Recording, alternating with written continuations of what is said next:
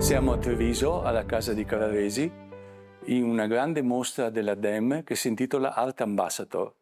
E siamo davanti a un'opera di Nicolas Furlan. Cosa possiamo notare in questo artista? Possiamo notare un forte senso dell'equilibrio nella disposizione dei colori.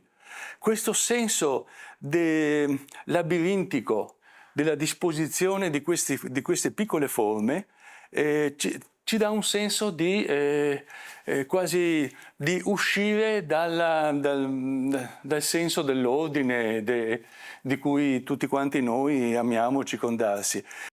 Con particolari pigmenti, questi colori, soprattutto in mancanza di luce, sono luminosi. Siamo di fronte a un artista che probabilmente ha aperto una strada, un nuovo linguaggio, e ci aspettiamo di vedere in futuro dei traguardi nuovi a cui ci potrà fornire, ci potrà dare. Nicolas Furlan alla casa di Carraresi in questa grande mostra della DEM che si intitola Art Ambassador.